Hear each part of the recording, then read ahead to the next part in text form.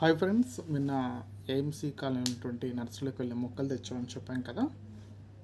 Right, ఈరోజు మా పాఠశాలలో మొక్కలు నాటడం జరిగింది. ఎవరెవరు అంటే హెచ్ఎం మేడం గారు, తర్వాత ఇక్కడ మీకు కనిపిస్తుంది ఎవరంటే తారా మేడం గారు, తర్వాత విజయలక్ష్మి మేడం గారు, నెక్స్ట్ అదే జయబాబు సార్, జాన్సన్ సార్, అలాగే ఈ బిక్లో కనిపిస్తుంది నేను వేప మొక్కను నాటాను నేను. రైట్, లక్ష్మీనారాయణ సార్, ఇంకా చాలామంది సార్స్ మేడమ్స్ నాటారు. అన్ని పిక్స్ కూడా కవర్ చేయలేకపోయాను. అలాగే విద్యార్థులు కూడా చాలా మొక్కలు నాటారు.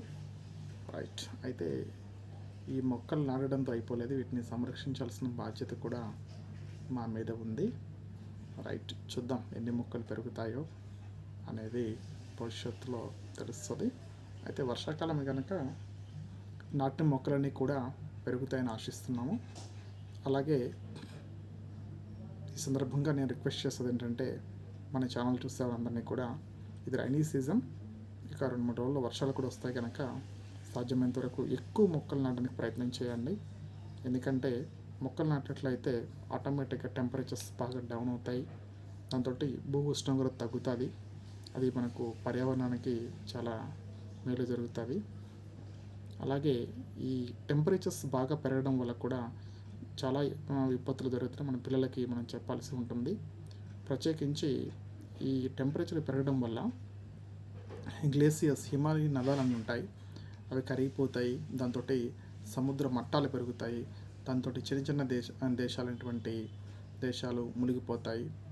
మీకు స్పెషల్గా చెప్పాలంటే మనకు తువాలు అని ఒక దేశం ఉంది, అది వెరీ సూన్, తొందరలోనే మునిగిపోతుంది. దానికి కారణం ఏంటంటే గ్లోబల్ వార్మింగ్.